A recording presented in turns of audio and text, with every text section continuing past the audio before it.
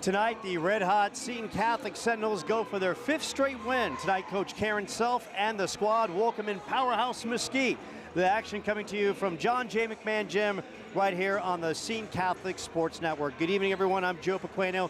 And when you have a game of this magnitude, you got to bring in the big guns. And I'm here with former ASU coach Charlie Turner-Thorne. And Coach, once again, Mesquite, Seton Catholic, two of the best programs in the state. Absolutely. Two of the best coaches in the state, and it's going to be a chess match. Both these teams want to play up tempo, they want to establish their inside game, and they want to disrupt. And these teams are tough and they are disciplined. They are disciplined and they are battle tested. For Seton, it starts with the guard attack. Sophie Morales, Carmela Gallardo, and they can bang you down low as well with Caitlin Benally and Mia DiPuccio. Yeah, so much depth. 5 scorers on the floor at all times, and that it's going to be battle of the high-low. I mean, both teams have a great interior game, and we're going to see who can defend whose. And for Mesquite, plenty of star power as well. A big trio: Neve Guidry, Lucy Fisher, and Vanessa Supavedra. Yeah, that's their big three. Yeah, and you know, and yet, Coach's daughter, you know, Kalia Gonzalez is really a capable scorer, Joe. And she loves her freshmen. She has 4 freshmen, a sophomore. They have a lot more depth. So it's not going to just be those big 3. Mesquite coming in with a record of 16-2. Seton a record of 12-5. Always a battle when these two teams face off. We're going to have the starting lineup and more coming up right here on the Seton Catholic Sports Network.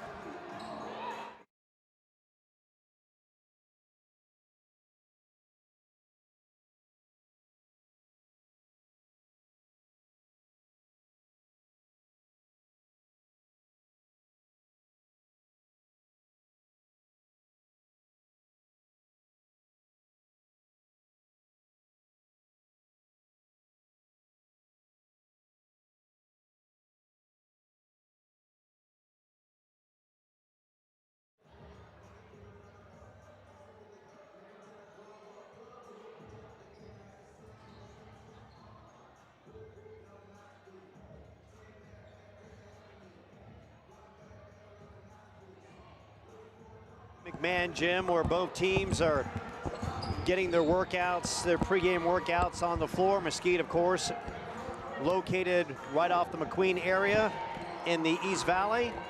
They're decked out in the road blue and black. Seton, of course, in the home white and red. Sentinels enter 12-5, 1-0 in Desert Sky play, riding a 4-game winning streak. They open league play, Charlie, with a nice road victory over a very determined Saguaro squad, and sometimes you get into a running game against Seton, and that's where Sophie Morales strives, and she kind of opened that one up as Seton took the 69-52 road victory. Well, yeah, she scored 8 straight points in the 3rd quarter, but also she's just a next level passer. I mean, she's going to be playing college basketball at a good level, and she is a next level passer in transition. Seton, and of course, Coach Karen Self, we saw her earlier this year in the victory over Notre Dame, picking up her 800th career win, and now that's ratcheted up to 808 wins and 12 state titles.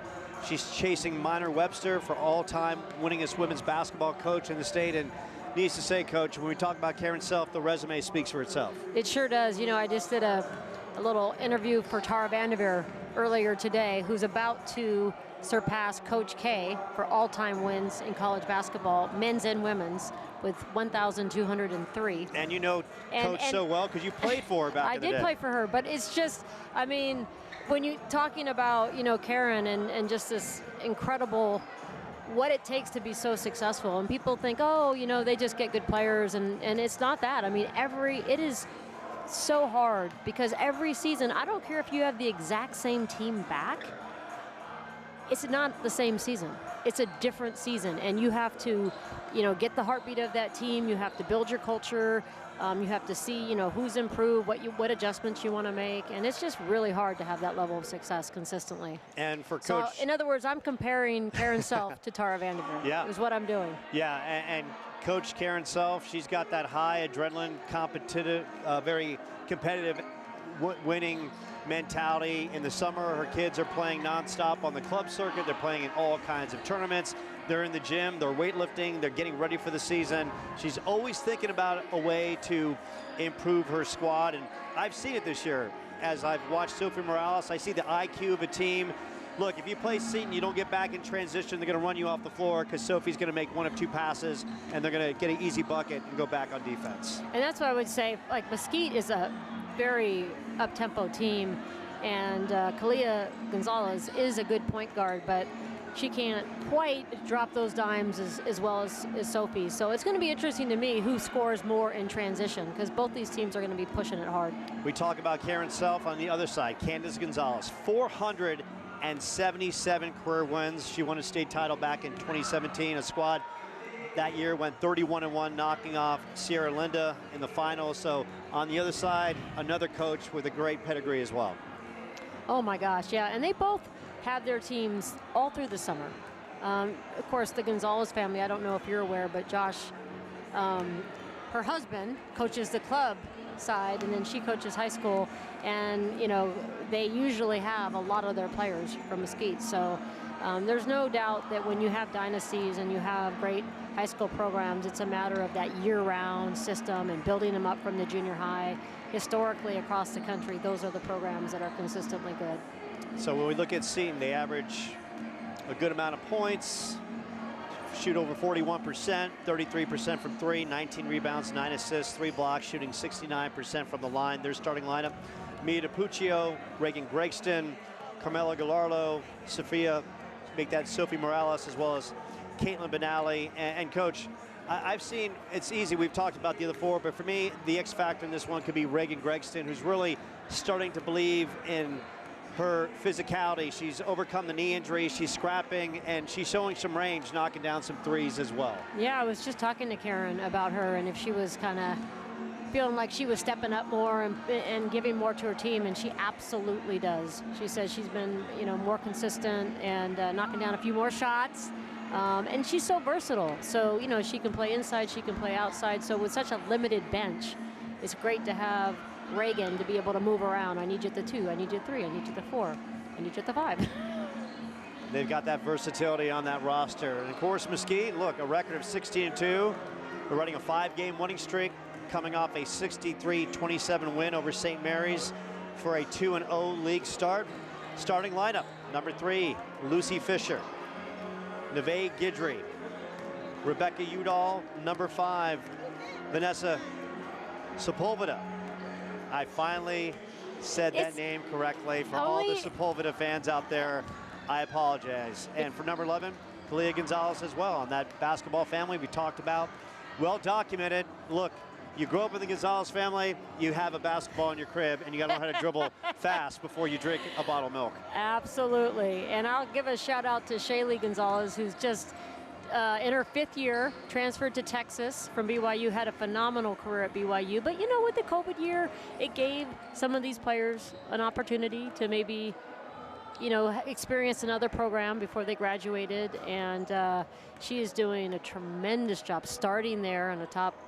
I think they're 10th in the nation right now, or close to it. They lost incredible guard Rory Harmon, but I think that's just going to be a better, give Shaylee that much more opportunity to step up and show what she can do to the pro scouts. Yeah, it was always a great thing to see her play at Mesquite back in the day. Great kid, obviously a great family, coached so well. Mesquite, look, they can do it in so many different ways. Averaging 65 points, shooting 44%, 25% from 3, 67% from the line, 31 rebounds, 16 assists, and 4 blocks. They come in with momentum. This is a team, Charlie, as you mentioned, they've got depth, they've got bodies, they've got size, and they come in here, they're not afraid of playing at John J. McMahon Gym. The last 2 seasons, both squads have won on the opposing court. The last 2 years, Mesquite has come in this house, pulling off the victory 46-45 last year, and the year before winning in overtime back in the days when they had Maya Way and Lucy Lohman. Lohman now playing at Mesa Community College, Maya Way playing at Chandler Gilbert. So Mesquite coming in here with some confidence, and they have a fan base that's going to bring the energy as well. Both these teams are really confident, but I will say they did play this summer.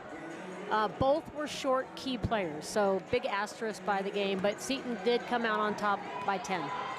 So now, months later, Here they are where the stakes are just a tad bit higher. Early in Desert Sky play, and talking to Coach Candace Gonzalez, she feels her team is open worthy if they should manage to get in that situation. Coach Karen Self, maybe her team, maybe not enough depth to get there, but could be a factor in 4A. I mean, I think both these teams are going to the Open for sure, and I think they have a chance to make deep runs. And we talk about the Open, Karen, and I've always thought that in the course, why not have the Open after the regular season?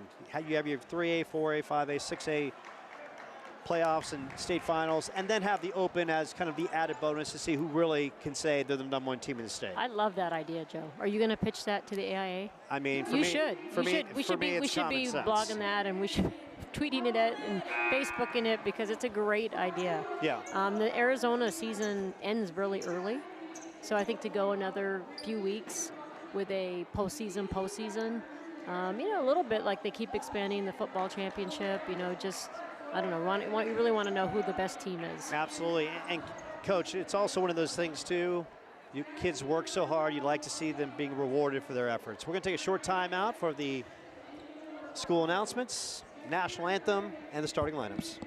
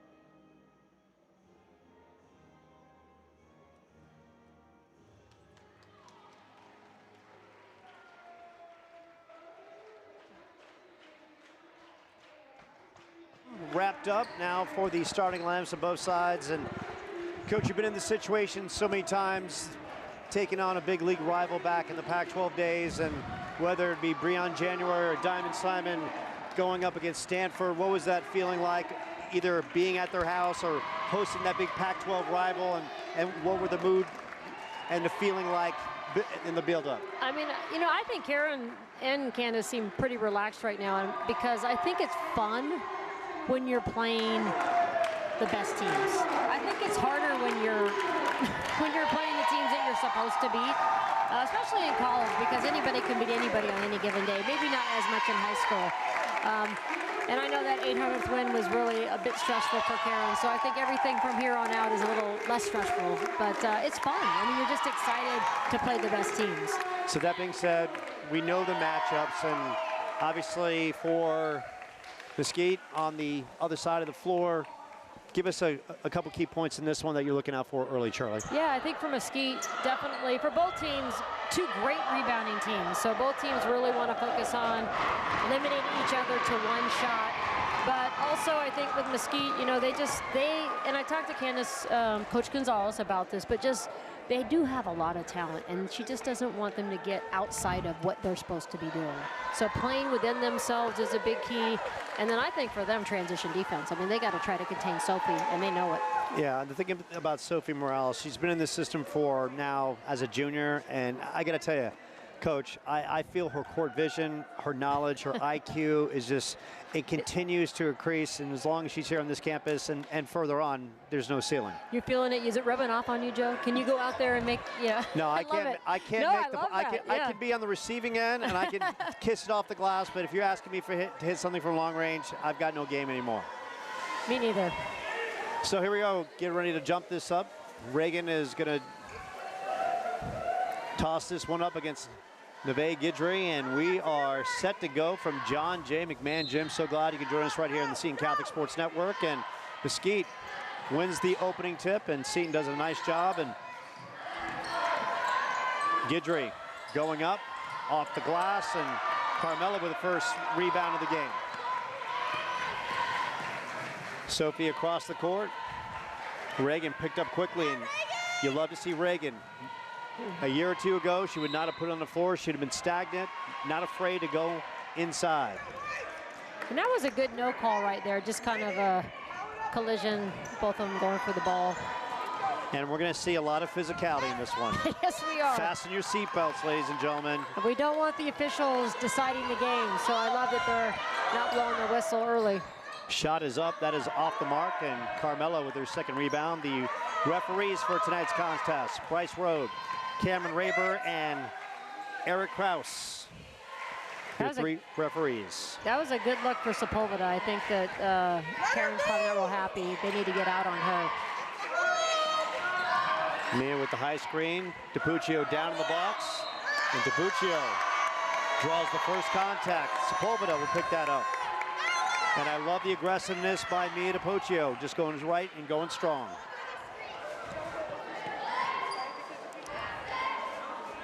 Yeah, you know, a lot of times when you set that pick and roll, you're going to sprint out of it. But she drew the switch, and she just sat on her player. Did a great job of just aggressively drawing that foul. DiPuccio misses on the first, a 62% free throw shooter from the line. In a game of this magnitude, every free throw is going to matter down the stretch. And it's important to get free throw offense in a game like this because both teams are really good defensively. You're not going to get a lot of great open looks. They're not going to let each other play to their strengths. Connects on 1 and 2. And Kalia Gonzalez, you can tell she's got some handles. Everyone who plays basketball in the Gonzalez family, they all can handle the rock. And Kalia leading that charge as well for the family. Kick out. 25 on the shot clock. Guidry, good defense by Benally. Banging down low, and Guidry draws the contact. That's just a really good power move. That's a hard one to defend because she is actually displacing the defender a little bit. And do you take the charge? Do you chest up and try to fight it? I don't know. I chest up and try to fight it and not flop. But she might have soccer tunneled her a little bit at the end to get that foul. Guidry coming in this one, leading the team with 18 points. She's a nice player, very explosive, next level rebounder. I'm sure she's getting some good looks from colleges. Misses on the second. Morales, middle of the floor, picked up by Gonzalez. Carmela. Up top to Caitlin Benally. DiPuccio hits the deck. Carmela thought about it for a split second. Morales, 17 the shot clock, will pull it back out. Reagan Gregston coming across. Good defense by Mesquite. 5 on the shot clock. And a bailout foul, and that's a tough one for Mesquite to handle. A really tough one, and just not a smart reach-in. You know, be aware of the clock, and that's by your senior guard, Sepulveda. I think it was a little unlucky. I thought she was just going to poke it, and the player pivoted into her. And she's got 2 quick ones off the bat, Charlie. We talked about foul trouble being paramount in this one, especially for Seton. Shot from the outside, no good. Tracked down by Benally. Gregston in the corner. A little long from 3. DiPuccio. And the good hustle by DiPuccio keeps it alive. Well, second chance opportunities. Both teams are getting second chance opportunities, which neither coach wants, but that's what great teams do. I'm surprised at Mesquite's aggressiveness. When I watched them play Gilbert, they were more zone. They were pressing, but not denying all out like they are today. The miss inside, but Sophie saves it. Carmela from the outside. That one is off the mark. Battle ensues underneath. Taken away by Gonzalez. The mighty one down low pulls it away from the trees. Morales and Gonzalez. That's going to be a good matchup all night. The push out to Sepulveda. She loses the handle. And DiPuccio and Sepulveda getting tangled up on the court.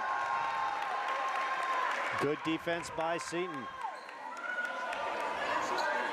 And Karen Self.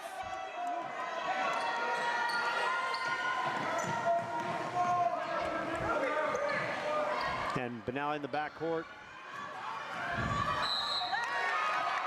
And a foul picked up by Lucy Fisher. Sophie Morales is just so hard to pressure. You know, I'll be curious to see if Mesquite can stay in that full court pressure. Of course, they have a lot more bodies to run in and out also. So 3 quick team fouls for Mesquite. Sepulveda with a pair early. Both teams looking for their first field goal in this one. Benally with a high screen. Morales, Sophie up and in. Sophie read the high screen like a champ and went strong to the rack for the basket. Went right at the sub that just came in, Piper Krager. Carmela, good defense. Now it's Benally going strong in. Benally with the block. The future Fort Lewis star coming up big down in the blocks. Morales inside and blocked the other way. And both sides with some big paws. Showing some length in the key, so we'll see who can adjust. Morales shoot it out to Caitlin Benally. 20 on the shot clock. DiPuccio, Carmela with a good look, and Carmela knocks it down. And that was a double assist. DiPuccio for the pass, and Benally for the great flare screen. The first 3 of the game, and Carmela, 35% three-point shooter. Gonzalez, Sepulveda, and draws the contact against Carmela.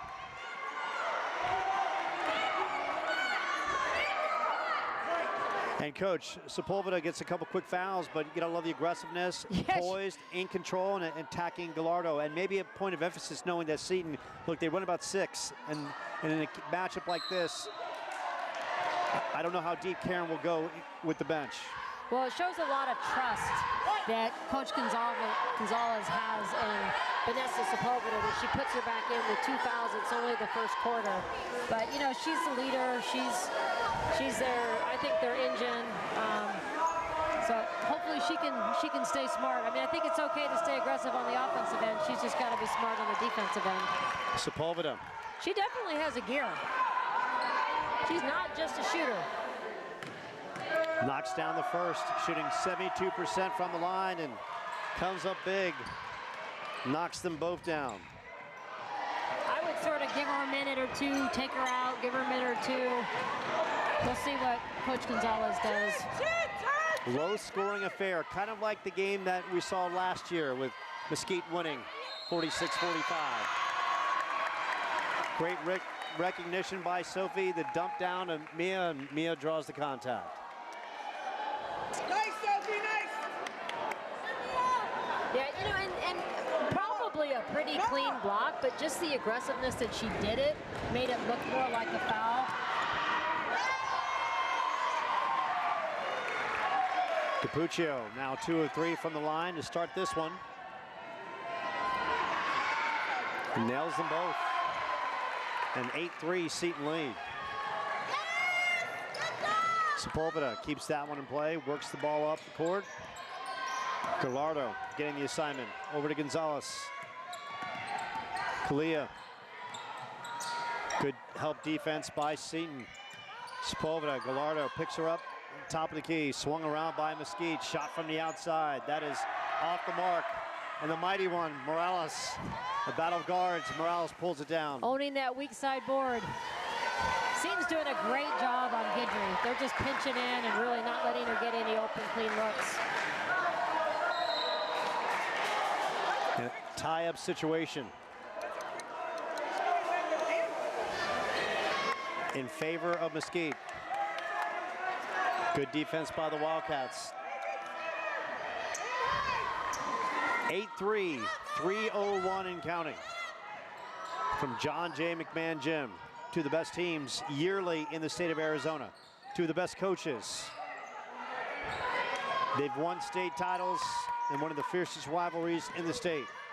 Gonzalez, Sepulveda, Gallardo, swings it over. Shot from the outside, in and out. The Mesquite continues to struggle from the perimeter. Morales. Reagan Gregston back to Morales.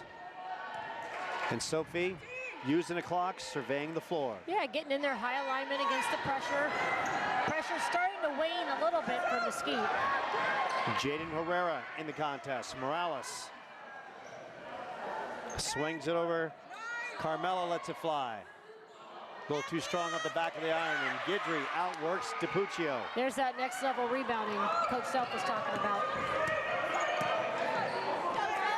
Benally about to check back in. Sepulveda putting on the floor.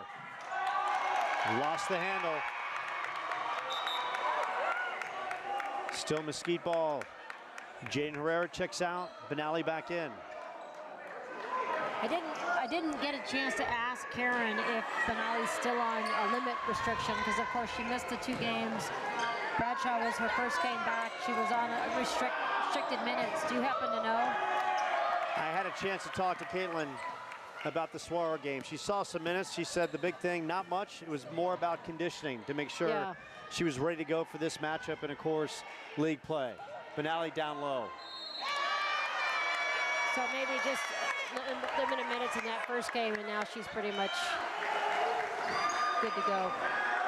And Candace Gonzalez looking at the referees she's like Alyssa Peely down there. I'm sorry. You can't, when she gets position, there's not a whole lot you can do with Kate Benally.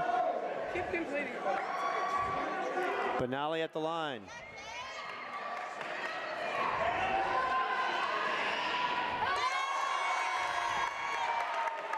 Caitlin's first shot of the night from the free throw line. A 71% free throw shooter and connects on both. And I gotta tell you, for Caitlin Benally, you can tell the growth of her game. I mean, when she's down in the block, she's almost automatically draws the contact. She's more comfortable, more confident, really coming to her own, not just as a player, but as a person. And you can see the growth of the individual in the course of being in this program. A 10-3 Seton lead. I remember when she was a freshman. And I concur. And Gonzalez working the handles against Morales. A little spin move in the paint. Fires it up off the iron. And a travel call against Saavedra.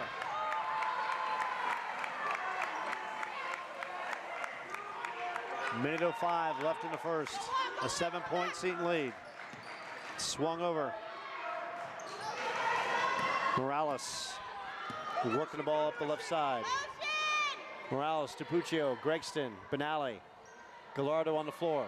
Near turnover, taken away by Mesquite.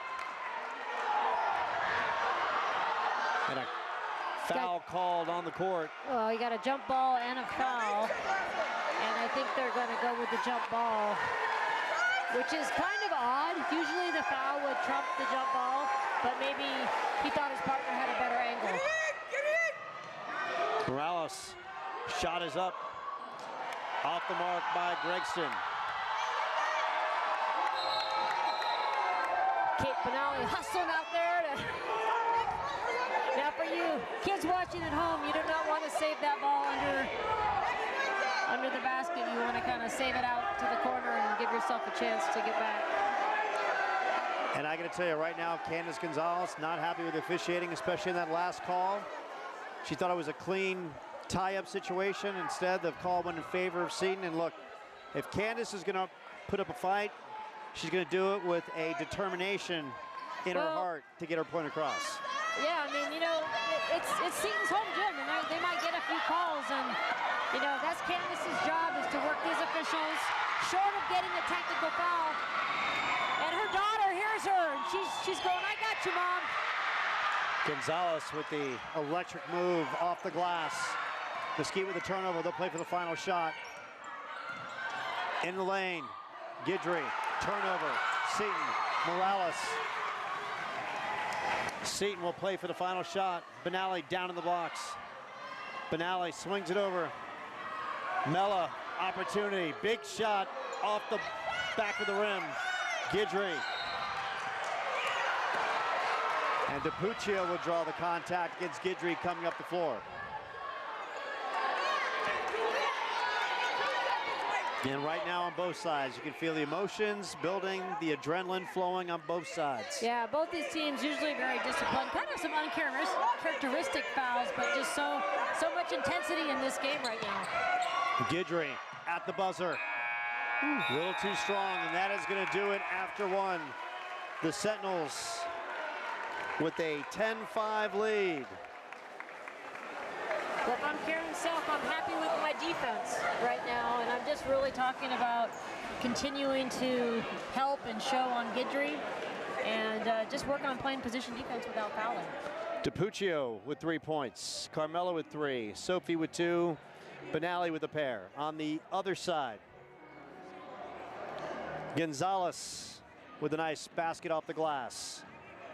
Sepulveda with a pair of free throws, and Guidry with 1 free throw. So right now, the big three held in check. Lucy Fisher not in the box score, and we kind of talked about Seton, and it seems like, Charlie, they're doing a good job plugging the post and making this Mesquite team shoot it from the outside, and so far, pounding in the post has worked for Seton.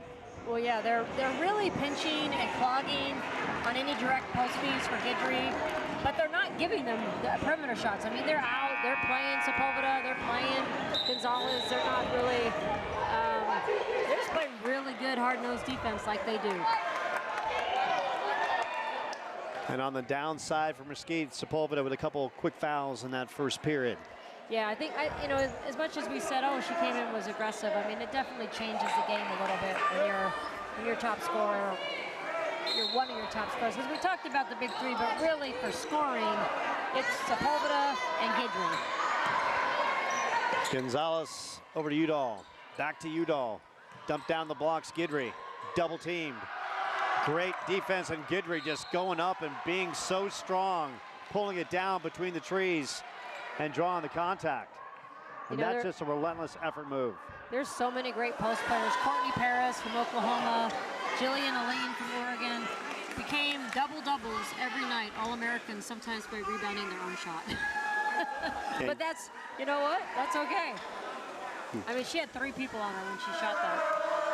That might have been her plan. Hits the first. She's really quick to the ball. A 10-6 Seton lead as the student section getting up in arms. Guidry nails a pair. The lead is 3 for Seton. Morales getting trapped in that corner and just finds her way out of it so easily. Little backdoor pass to Benally to DiPuccio. Morales runs into traffic, and Seton will retain possession. We talked about the speed and quickness of Sophie Morales. They try to trap her in the back corner and just gets out of it with a couple quick moves and the recognition of Benally, who works her way up the floor. Oh, and then give and go. You know, she doesn't pass it and stand. She passes, cuts, gets it back. There's a lot of college guards that don't have that savvy. Foul call goes against Saavedra. We have the Westmont head coach here tonight who loves Sophie Morales. They have a national championship program, one of the top NAIA programs in the nation. That's fantastic. And now we get a technical foul call against Candace Gonzalez.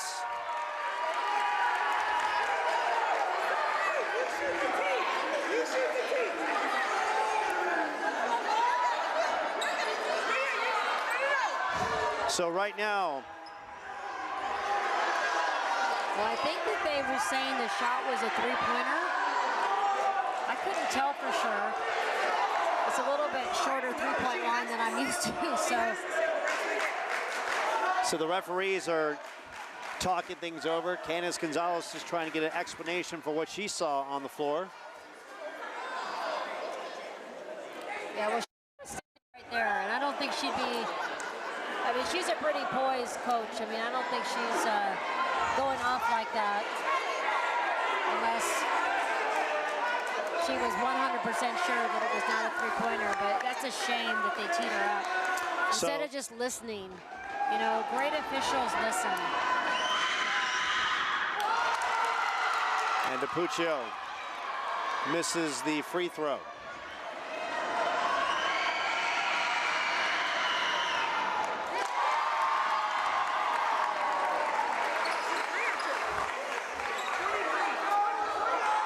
So she gets 2 free throws, and now Seton will have the opportunity to shoot the technical foul. Of course, Sophie Morales will go to the line, and Sophie, a 73% free throw shooter, the best free throw shooter on the team.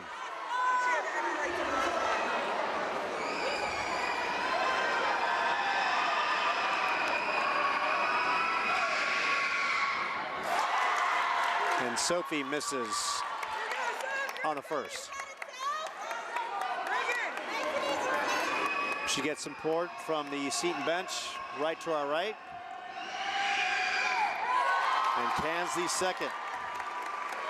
So really the potential for almost a 7-point turnaround. They left a couple at the free throw line, but it could still easily be a 5-point turnaround. A 12-7 Seton lead. Gregston gives it back out to Morales. Karen Self right to our right, calling for motion offense from her team. Gallardo looking for DiPuccio, throws that one away. Up the floor, Mesquite. And Gonzalez will reset the offense. Nice handles. Guidry will let it fly from up top. Too strong. And Gregston pulls it down. Reagan over to Morales.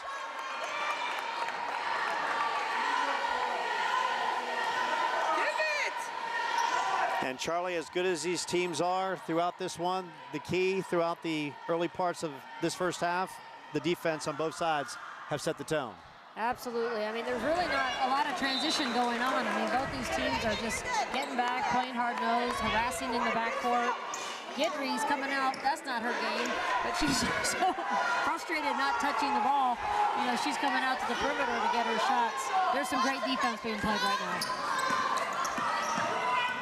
Gonzalez gets the screen from Guidry, and Guidry gets the ball back, going strong. Guidry, too strong. Gregston, and that one's thrown away. Mesquite, another opportunity.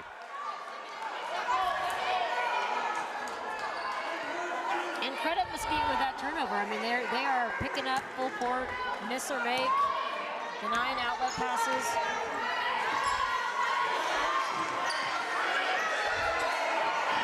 Gonzalez, plenty of time on the shot clock at 23. Guidry, DiPuccio.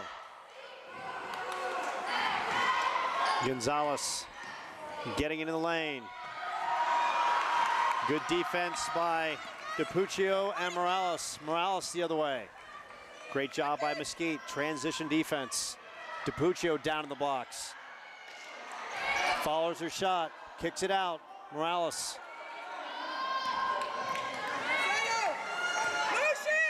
And Morales will try to reset Seton. Benally. And Benally draws the contact. In that case, maybe a little farther away from the post of where she likes it, but does a good job of going to the free throw line. Yeah, I mean, I actually thought that was a pretty deep seal that she got there, and there wasn't really a whole lot Mesquite's guard could do on that. So what you don't want to do is have like a soft foul. That could have easily been a three-point play. That's really hard to take away, especially if you're switching and you got that mismatch. It would be interesting to see if Mesquite's adjustment is to start doubling in the post. 13-7. Points of premium in this one. Gonzalez and Mesquite running the weave, and Gonzalez, showtime move, and she has shown the handles, and you can tell that basketball pedigree, and she's going to be one to watch for years to come for this team. Well, that was a tough finish. That was a contested at the rim shot. She's got 4 points, 13-9. Guidry on Morales. Morales swings it over to Benally. DiPuccio, too strong off the glass. That was a great X-end by Mesquite. So they switched it, but then Fisher came in and picked up the big, and they bounced out Gonzalez. That was really good defense. Gonzalez. Couple dribbles, middle of the floor. Back to Gonzalez. Floor general. Guidry hits the deck. Other way, Gonzalez. Thought about the elbow jumper. Shot from the outside. That's off the mark. Pulled in by Gregston. Already with 4 rebounds in his first half. Morales down the floor. Benally. Blocked by Guidry. And we'll go to the line. And that's Seton Catholic at their best. Get the rebound, run the floor. Benally and DiPuccio are fantastic rim runners. And Sophie Morales is just the guard that can get them the ball. As physical as this game is, they sure are calling some ticky-tack fouls. And I only say that because I want to see these two teams play. You know, I don't want to see anybody foul out of this game. Benally hits the first. Mesquite, of course, just a short drive away over the McQueen area. They pack the gym every time they come here. 15-9. Student section out in force for Seton. The alumni here as well, plenty of fans. Always an intense one with Mesquite and Seton. Gonzalez almost throws it away. Krieger, reset. Saavedra, back to Krieger. 13 on the shot clock. Gonzalez throws it away.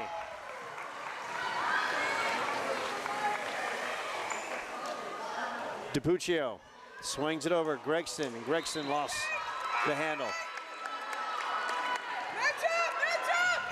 Sophie is just she's just so poised. She just waits for her teammates to fill and just reads the floor so well. 15-9. Passing. So Charlie, you've been in a lot of games like this, kind of like grind games.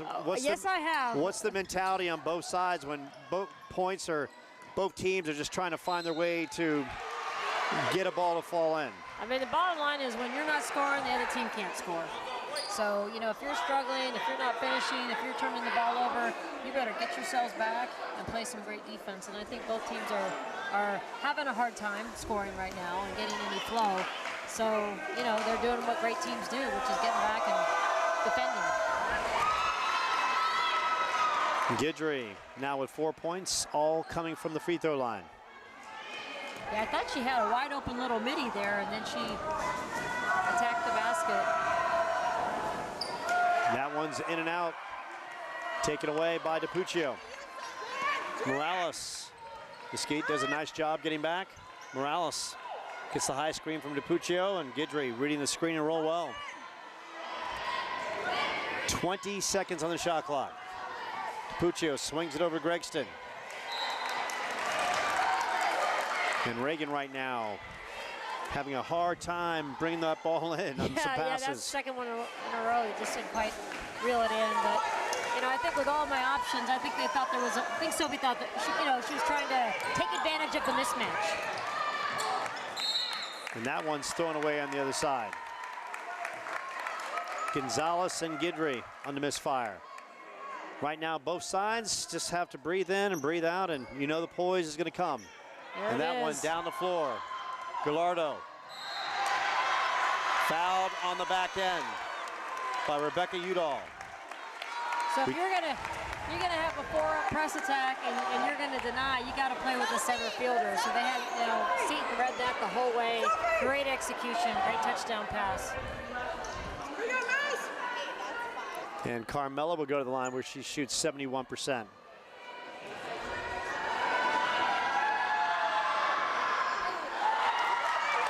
Strong on the first. Right now, Seton about 50% at the free throw line, giving points away. Uncharacteristic for sure. And hits the second. She's got 4 points, a 6-point Seton lead. Under 3 minutes left in the first half. Swung around, Gonzalez. Guidry picked up. And just a great move by Neve Guidry. I don't know how she got that. I think they had 2 defenders on her. Somehow she wiggled around. If you give her space, she's very dangerous. Her first bucket of the game. She's got 6 points to lead the Wildcats. DiPuccio with the screen. Guidry on Morales. Swung in the corner, Gallardo. 15 on the shot clock, Morales. DiPuccio. That one taken away by the Wildcats. Gonzalez will pull it out. Good recognition by the junior. I like the no call down at the other end on the screen. You know, I feel like sometimes when people hit screens, they just call it a illegal screen, and it's not. They just didn't defend the screen. DiPuccio picks up her second. Jaden Herrera will step in. And Charlie, a move right this. I like Gregson moving on to Guidry. Down low, shot won't go. Good hustle.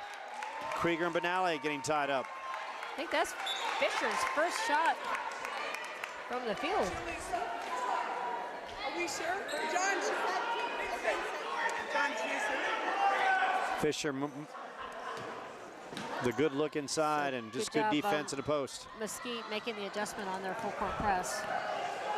Having Fisher back. Yeah. What?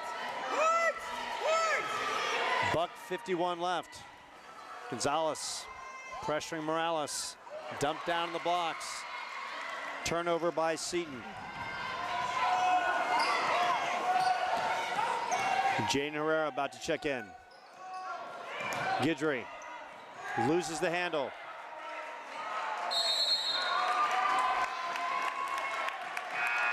And Sophie Morales.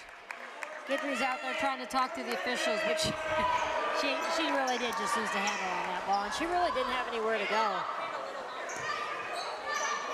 It's wise to chin and read before you just take off dribbling when you especially when you're that good, because company is coming.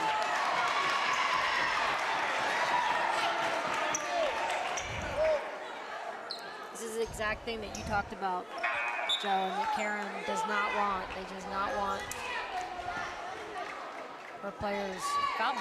You know, just make them make shots, keep your position.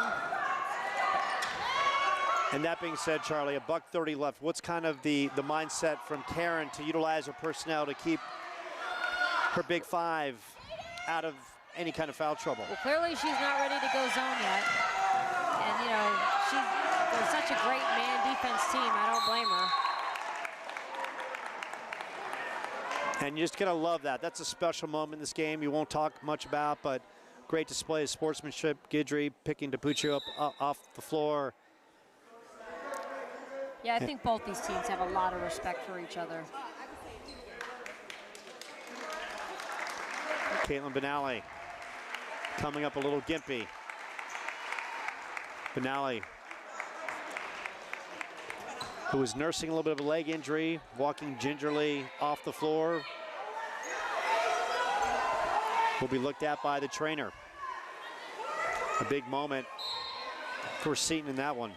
She's a really tough kid. I think she'll be back. I sure hope so. Good defense by Mesquite, pressuring the ball. And a bailout foul, and that's a tough one right there for Mesquite. Seton closing in on a half-court violation, and Fisher picks up the foul. That's what you don't want to see if you're Coach Gonzalez. I mean, you know, just keep your spacing. You know, you're picking up full court. You gotta give at least 3 to 4 feet padding when you're zigzagging full court. Any good offensive player is going to draw a foul or blow by you. But you got to appreciate how hard Mesquite is working. I mean, make or miss, they're finding a body, they're picking up full court. This is a fun game. It's a black and blue affair. Yeah, there's going to be some ice baths after this one. Misses on both. Seton continues to struggle from the free throw line. Under 1 minute left in this first half. Guidry down the blocks. Knocked away by Gregston. Good defense by Gregston. Put a hand in there, and Guidry was going strong. And Guidry once again with that quick first step toward the rack. And Gonzalez off the inbounds. As she continues to develop as a player, she'll learn how to just take that ball with her, get it out on her toe. She's got it out on the side of her body. Both teams at halftime, both coaches, one theme: stop fouling. Play position defense without fouling. No more free throws. Make people make shots. Be disciplined. Be disciplined. Be disciplined. And you gotta love the skill set from Guidry, giving you a little bit of a Hakeem Olajuwon down in the blocks with the couple spin moves back and forth, and then going up and drawing the contact. Yeah, and you can tell her development in the last year playing for Coach Gonzalez. She's got 7 points. It's a 3-point Seton lead. 40 seconds left in the half. Carmela with a momentary look, dumps it down. DiPuccio up and in. Point blank and knocks it off the glass. Sepova's making an appearance here in the last 30 seconds. See if they can get her a shot. Good defense by Seton. Reagan Gregston. Tight defense on Sepulveda. Sepulveda. And Sepulveda hits the deck. Blocking foul on Reagan Gregston. She just got her on that refusal of the ball screen. She's got her leaning towards that screen a little bit. You never want to let somebody refuse the ball screen. All of your help is to the screen. And again, even if someone does get a step on you, both these coaches are really going to be pleading with their teams at halftime. Don't foul them. Make them make the shot. Let your help side work. Absolutely. Sepulveda misses the first. Got into early foul trouble on Caitlin Benally. Just to our right, looks like she'll have an opportunity to check back into this one. Sepulveda now with 3 points. Seton to play for the last shot. 6 seconds. Carmela, open look. Carmela misses from 3. And she hears it from the Mesquite fans. But you know what, Charlie? You've been in this situation. A shooter's got to shoot, and they've got to have a short memory. That's right, and she will. And that was actually a nice set at the end of the clock. And on the other side, Mesquite could not get a shot off in time, and it's a 4-point Seton lead at the half. And Charlie, this one, a defensive slugfest, all about going to the free throw line and earning everything. I know all about those. It is, truly. And it'll be interesting if the officials, because officials always meet at halftime and they talk about it. And, you know, one thing as a coach that you want is you want it to be consistent. However, you know, just call it consistently, whatever you're, you know, and so in some ways you're like, okay, you're calling this game, keep calling this game. But on the other hand, you don't want to foul everybody out. So do you sort of loosen it up a little bit, maybe let a few things go in the second half? What do you think? Well, the big thing for the refs, I think they've done a good job of keeping things in check. I think Candace Gonzalez has brought some things to their attention to keep them well aware that she's well aware of what's transpiring on the court. I think defensively, what's really standing out on both sides is transition defense. Both teams are locking up, and both teams are doing a great job down in the post. But I think we see Neve Guidry starting to get a little more comfortable and believing in her skill set that she can score down low against Seton with her array of moves down in the blocks. She got loose a little bit in the second quarter. I mean, I definitely think Seton was leading, you know, the competition of high-low and the low block game. And I think we're going to continue to see them pound the ball inside and maybe work some pick and rolls with Sophie Morales. With Mesquite, I think they need to get Sepulveda going. You know, they need to start hitting a few perimeter shots so things will open up inside, because I don't think anything's going to open up for Guidry until they actually hit. I don't believe they've hit a 3 yet this game, correct? Yeah, so they desperately need to get Vanessa Sepulveda going, or just, you know, hit a few shots. And I think if they do, that might open up a little bit more for Guidry. But if I'm, and my next breath, I'm going to say, if I'm Seton, I just stay home on Guidry. she's really good. Only 1 3 in this game made by Carmela Gallardo. We'll take a short time out here from John J. McMahon Gym. Seton up by 4 over Mesquite.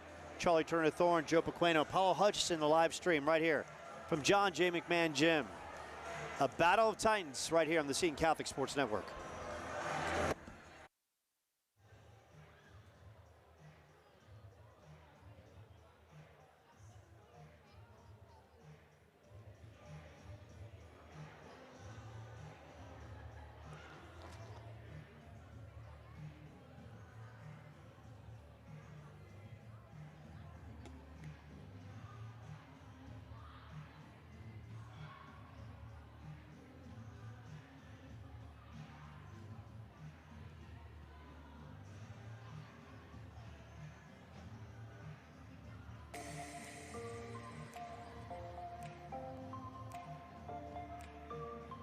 I'm excited to announce that we are making progress and that our initial steps will begin this summer with the installation of air conditioning in McMahon Gym.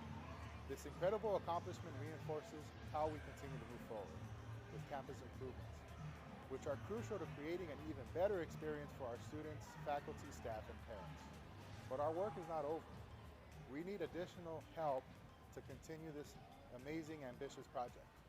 We're calling on our Seton community of alumni, parents, grandparents, and friends to really rally, make our family presence felt, and make our event center a reality. If you haven't made your pledge to our campaign yet, or if you would like to increase your pledge amount, scan the QR code at the end of this message, or visit our website and click on the announcement page. Once again, thank you to everyone who has supported our Founded in Faith, Building on Excellence campaign, through your gifts, through your prayers, or through your investment of time.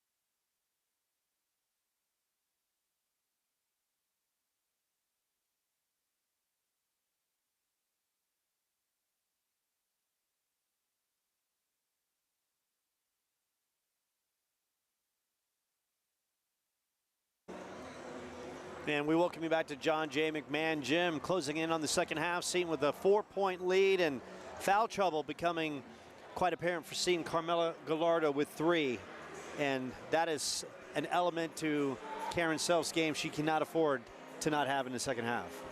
Yeah, I think Carmela, she's an experienced player. I think she'll adjust.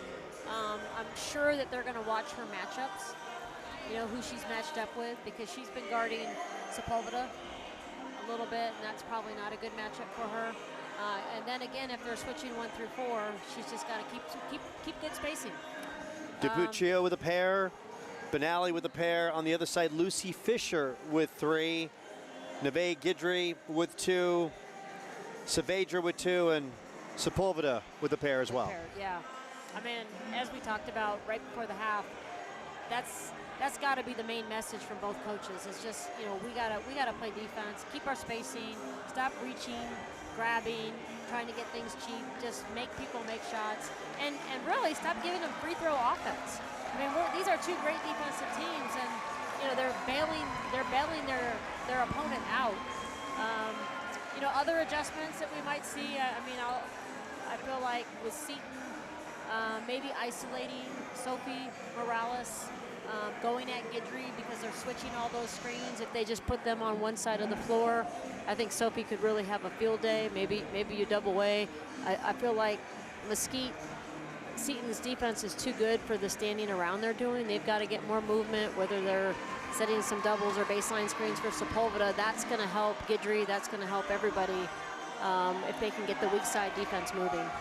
So Seton looking to run their winning streak to 5 against Mesquite, which is currently ranked in the top 10 in the AIA rankings. 16-2 coming in. Mesquite has won the last 2 visits here to John J. McMahon Gym. 46-45 last year in overtime 2 years ago. Well, and Seton's schedule is a little skewed because of the TOC, and they didn't have Sophie. They don't usually have 5 losses at this point, or ever. Outside shot, and that one is in. Knocked in the corner. The stroke by Pippi Krieger. 18-17.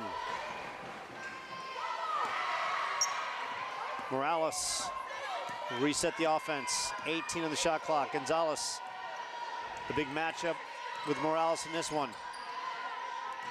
DiPuccio going strong, and Mia DiPuccio with a fierce move, taking on a couple defenders. 1-on-2 with a big finish. I love it. Love to see Mia being strong and just driving. She was a little sick last week and battled through a victory over Westwood. Just labored through it. Back at full strength, down court. Morales shoots it over. Carmela, big shot, a little short. Gregston's there. Reagan floats one up, and Reagan will go to the line. And you got to be careful shooting it that quick against Seton, because they are going to do just what they did. They're going to come right back at you. And Carmela's not going to miss too many of those wide open threes in transition. Great rebound by Gregston. Coach Self talking to Carmela right now and talking a little bit about technique and relaxing, and you can tell Karen focusing on just the comfort level of taking that shot and being prepared to take it. Gregston now 0 for 3 from the free throw line, and we kind of talked about tight ball game, got to knock down your free throws, and right now Seton struggling from the charity stripe. They are struggling. How about Fisher not starting in the second half? Krieger gets to start and drains that 3 right away. That's something you love as a coach. Gregston's first point of this one, a 4-point Seton lead. And sometimes it's just about, and Charlie, you've been there, a temperature gauge of your roster. Inside, won't go. The kick out, worked around, open look. That one off the right side, and Benally. Again, the pressure on the outlet. Just take a second, let them take your time, maybe take a dribble around that defender. So another opportunity for Mesquite. Gonzalez to Guidry. Gonzalez will put it out. Morales and Guidry. A heavyweight battle of star guards. Swung over, Sepulveda. Guidry down the blocks, and Benally takes it away. They are really forcing it to Guidry, and Seton is saying that you know, she's just not going to beat us. I think Mesquite really needs to make an adjustment. Swung over to Morales, Benally, Guidry on her. Carmela thought about it for a split second, works it over to Morales. 16 in the shot clock. Benally. It's going the other way. So Mesquite holds up defensively. Yeah, nice backside help, because that was going to be a wide open one-footer.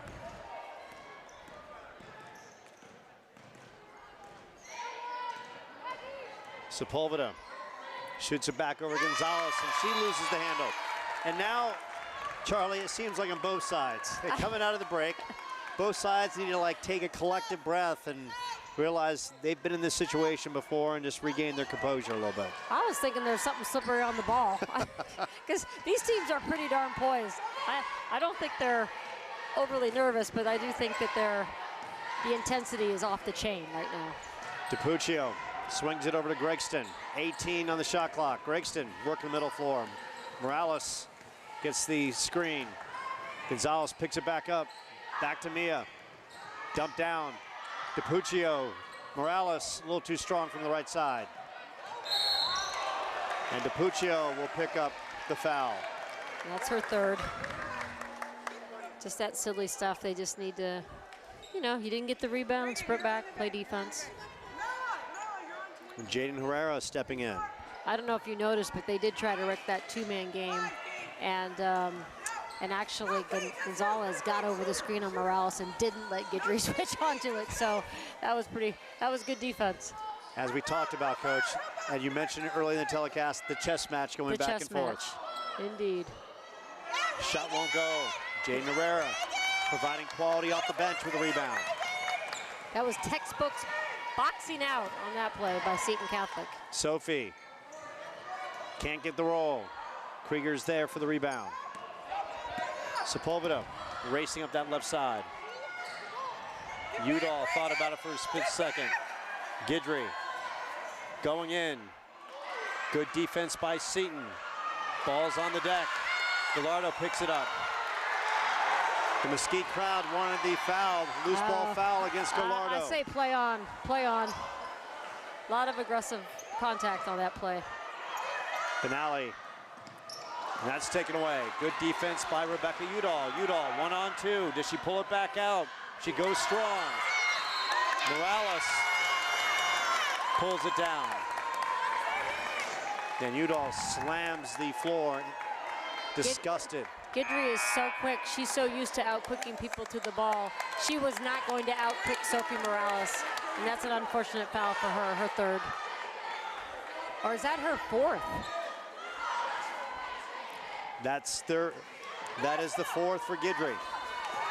So now, star power on both sides, flirting with danger. So Charlie, Guidry out, how does that affect Mesquite offensively? Well, I mean, you know what? They've been forcing it to her. So, you know, now I think they open it up, run some 5 out, and, you know, probably just look to adjust, which I think they can do. But a big loss, definitely a big loss. I think the biggest thing is how they defend without her. But they still got Krieger and Fisher. Benally will pick it up.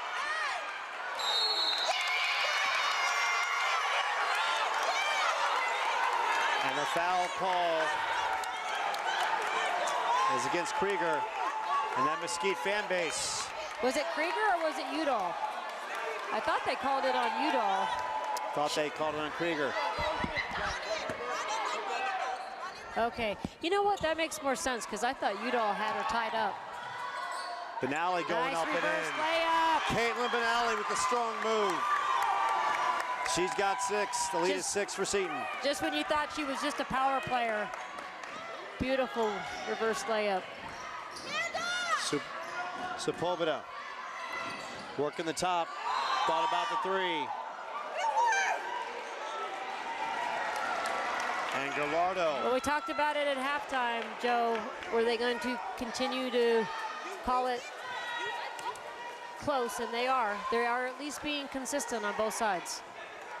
Carmela's got 4, and that another ticky-tack foul, the reach-in. And Charlie, you kind of talked about it. If you're going to foul, make it a worthwhile. And that one just, Carmela, bad judgment. Udall put it on the floor for a split second. Sepulveda, good pass. High arcing shot won't go. Morales pulls it down among the trees. Great transition defense by Mesquite yet again. DiPuccio, Benally down to the blocks, swings it over and thrown away. I would have liked to have seen her just go up with that. You know, everybody's fouling her every time she's getting those deep seals, but great job running the floor and pushing tempo by Seton. Benally had the ISO down, looked like she was going to be point blank, go strong, and then kicked it outside. Gonzalez swings it over. Shot is up off the glass. Benally with another rebound. And Krieger with the foul. This one right now, the whistle's being blown every 15, 20 seconds. Well, more to the point, I just don't understand Mesquite. You know, they've got, you know, Jensen in, you know, hasn't played all game, and she takes 2 quick, you know, they're going to her. To me, put the ball in Sepulveda's hands right now. I mean, she did make a nice dish. If she's not going to take the shot, she should be creating. So I think, you know, this is a good timeout for Mesquite to just kind of get focused in on what they're really looking for without Guidry on the floor. So foul trouble on both sides. Guidry with 3. The big one for Seton, Carmela with 4. And Carmela, leading scorer on the team, 15 points, their main threat from 3. She's not on the floor. How does Seton find offense? Well, Seton's got 4 other options, you know, and even Herrera can come in and score a little bit. But, you know, I think it's, if I'm choosing, I'm just glad that my post, I'm glad Benally and Mia, you know, DiPuccio are still on the floor, because they're going to help control the boards. I don't really think Mesquite can match up with them. They can guard Gallardo. They can't guard their bigs. So, you know, I think Seton should be okay. Obviously, they miss her. You know, she's their best perimeter shooter. But this is where, you know, Sophie's improved perimeter shooting could really be huge. Lexi Walper getting some time in this one, a member of the softball team as well. Karen Self talked about Lexi, has made the transition to the courts nicely, and Benally misses the first. And once again, Seton leaving points on the court. That one's in and out. Costly miss by Benally at the line. Closing in on 2 minutes left in the third. Mesquite 16-2. Seton 12-5. And Reagan Gregston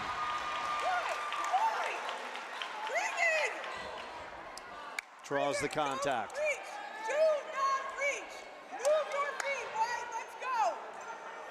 And we preached it. Karen Self demanding it. Demanding it is right. And no reach in, move your feet. It's a simple concept. Sometimes in the heat of battle. Right there, make people make shots. You know, you speed them up, you work hard. That's all Seton has to do for the rest of this game. They'll make a few, but they'll miss their share as well. Now, we saw Sophie Morales take over in the Saguaro game, scoring 8 points. You got to wonder when she's going to decide to maybe instill her will in this one as well. Top of the game, Morales swings it out. Gregston back to Morales. Benally shoots it over. And Lexi Walper will go shoot 3. Foul call against Rebecca Udall. Udall looks back at the referee like questioning the call, as well as the Mesquite fan base. I actually got blocked out. Could you see that at all? Karen Did was not. setting a really good screen. Yeah. So I didn't see if it was like maybe she got into her vertical space, or she Yeah, this free throw thing, I mean, we're just not going to talk about it, Joe, and see what happens, because it's piling up.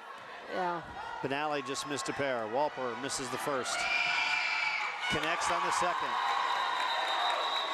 Yeah, I was going to say, I think she's got 3 shots. I'm pretty sure that was a 3-point shot. Karen was all over that one. As good coaches would be. A 7-point Seton lead.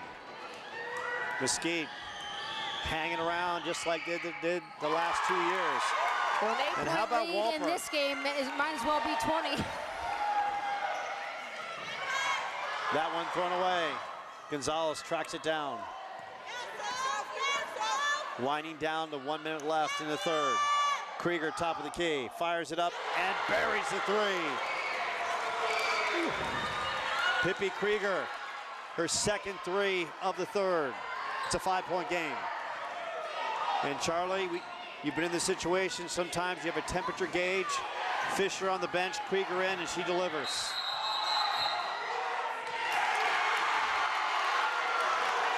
I don't know. I saw her as she was falling down. Sepulveda just drew an offensive foul on Benally, who really had her sealed, but her teammates just can't get her the ball. That's the second for Benally.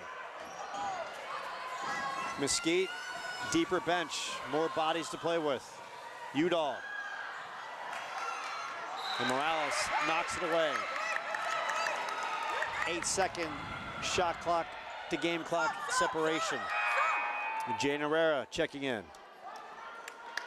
Lexi Walper, hey, valuable minutes with a couple big free throws at the line. Great substitution, yep, get you a couple points. Gonzalez. Sepulveda. 15-14 on the shot clock. Gonzalez will reset. 6 seconds, Morales swings it over. Sepulveda going in. And they call the offensive foul.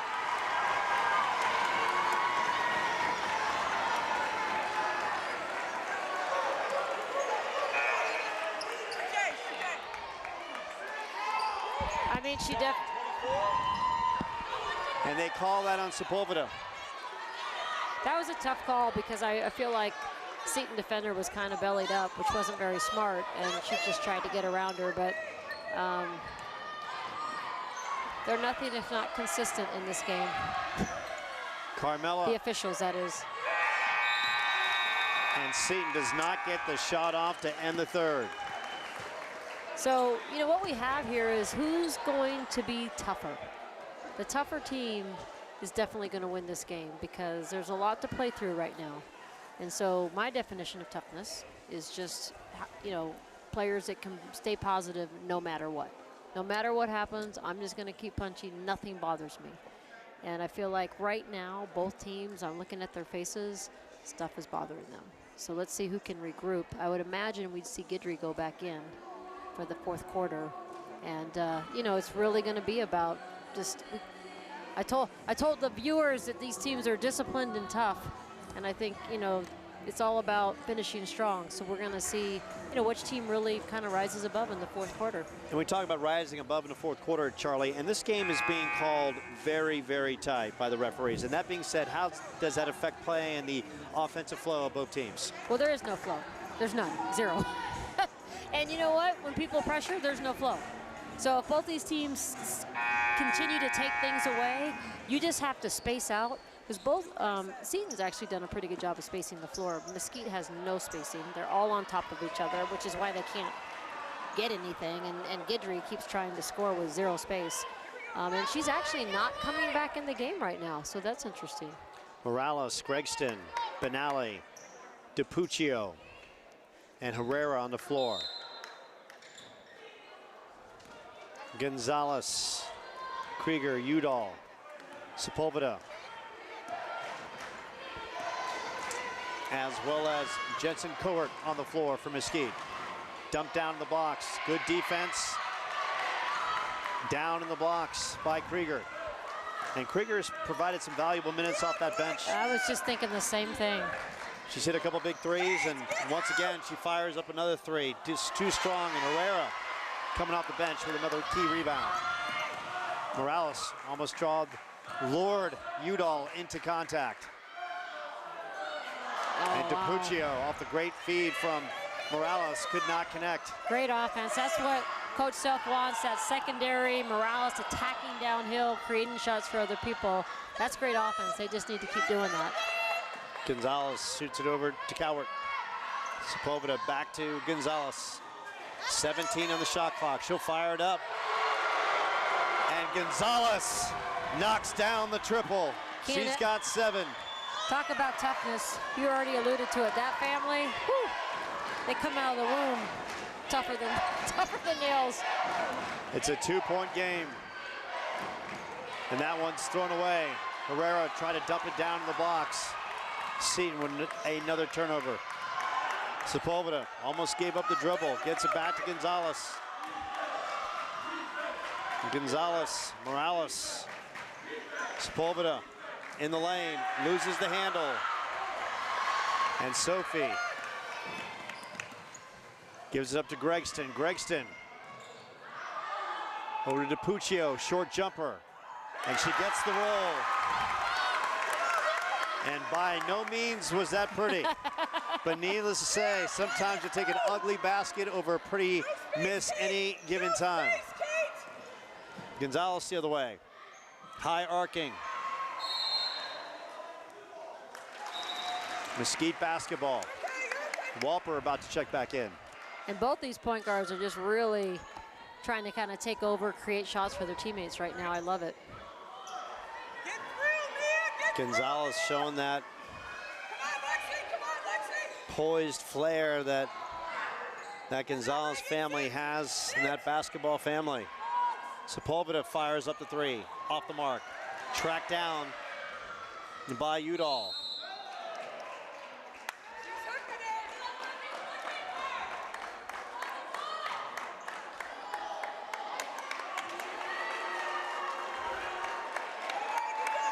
And Sepulveda picks up her fourth. Foul, yeah. So she is out. And checking back in is Nebe Guidry. Great offensive rebound, and you just, you know, this is what you're talking about. Teams are just kind of a little sped up tonight. Just kick the ball back out, get a good shot. You know, there was nowhere to go. Vanessa Sepulveda had nowhere to go. And make no mistake, these two teams only separated by 5 miles. This game will be talked about for years to come. A local rivalry. These teams and players have played against each other on the club circuit. They know each other off the court.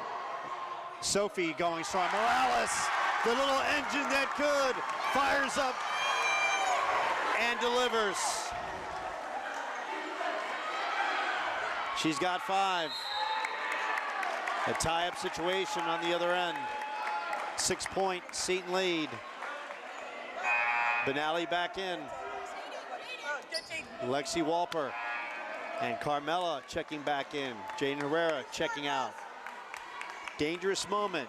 5 minutes and change with Carmela with 4 fouls. Well, you got a few people with 4 fouls out there, including Guidry. You just got to play the game. You got to trust your players to really step up right now and focus. Guidry with 10. I like the substitution. Carmela open look from 3. That's off the mark. Tracked down by Gonzalez. A 4-point Seton lead. Both sharpshooters have had a tough night, Sepulveda and Gallardo.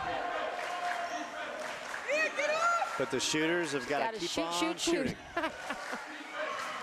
Taken away by Gregston. Gregston finds Morales, and Sophie will take her time. Seton with the lead, the ball. Morales loses the handle for a split second. Works the left side. Sophie swings it out to DiPuccio. Benally and knocked away by Guidry.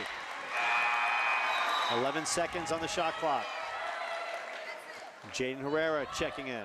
Gregson getting a breather. Mesquite did a great job of just walling up on Morales. I mean, she was trying to get to the rim, and I love it. That's what she needs to be doing right now for her team. But there was no space at all. So great job by Sophie Morales not forcing things. Benally. Morales and Gonzalez getting tied up. DiPuccio down in the blocks, and DiPuccio gets the roll. Spin move. That is so hard to guard. That is really almost unstoppable. That and the hook shot. DiPuccio's got 11, a 6-point Seton lead. Sepulveda up and in. Flirting with danger and was fearless on the drive. The lead back to 4 for Seton. Gregson about to check back in. Udall coming out of Morales. Sophie. Ball's on the deck. Tie-up situation in favor of Seton. But I love the active hands by Rebecca Udall. She, you know, I'm really impressed with her. I probably knew the least about her, and just watching film, you know, she just, you know, looked like a solid player out there, but she actually has a nice three-point shot, and just her hands and aggressiveness and making plays.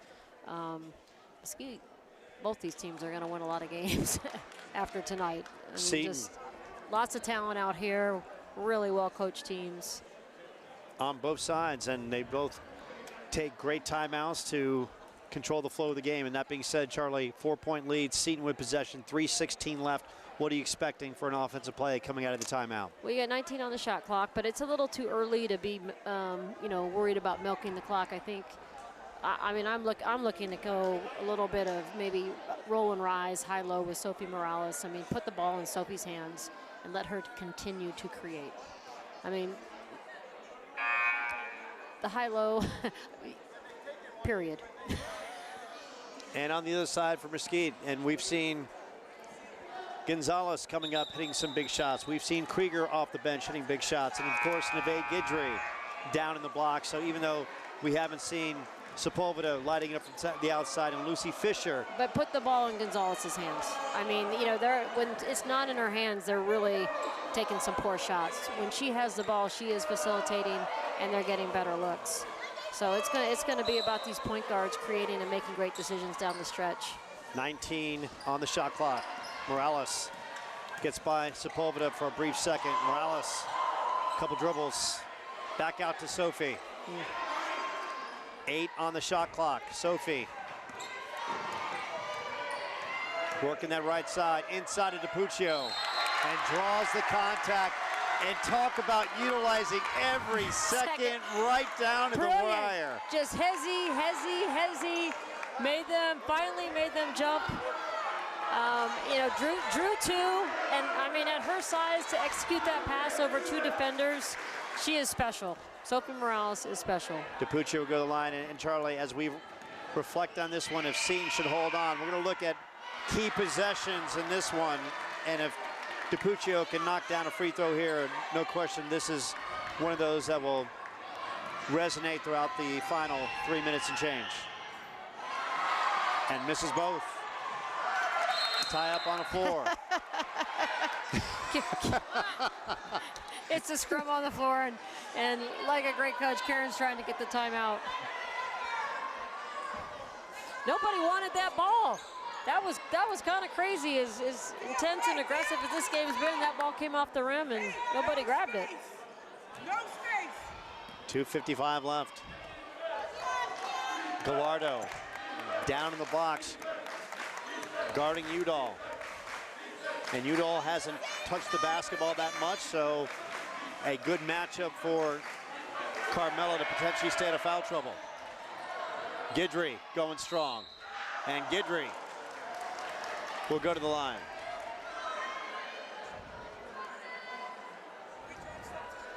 You know, that quick a step, I think I would be playing like 4 feet off of her. You know, you really make her shoot the ball, and I'm sure that was the scout on her. So, you know, it's still early. Players are still learning to. We say KYP. You know that one, Joe? KYP. Keep your poise. Good guess. No, it's know your personnel. Know your personnel. She goes left and right, but she's going. She's not shooting. So Guidry with a couple big free throws. DiPuccio now with 4 fouls. Gallardo with 4 fouls. So the Seton star power is starting to flirt with danger. On the other side, Sepulveda with 4. And Guidry with 4 as well. So that being said, So better not go into overtime. if it goes into OT, you gotta like Mesquite with the extra bodies down on the bench, because Now, every year. Fisher just subbed in, and she's not played a lot this second half. She's coming in for somebody. And Lucy Fisher, a player that averages 9 points a game with 8 rebounds, shoots 47%. And for a player like that, Charlie, who has been counted on the course of a season, who's gotten into foul troubles, had to wait, you know she's anxious to make an impact down the stretch. Absolutely, yeah. On the floor right now, Guidry, Sepulveda, Udall. Let's see what magic Sophie Morales can create right now. Fisher and Gonzalez, Morales, Gregston, DiPuccio, Benally. Okay, they're coming out in their zone. So it's like a 1-2-2. They kind of morph it sometimes. It is a little bit of a matchup. Down in the blocks, taken away. Good defense by Lucy Fisher.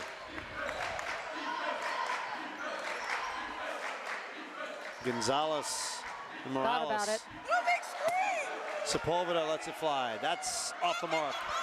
Benally with the rip. Over to Morales. Under 2 minutes left.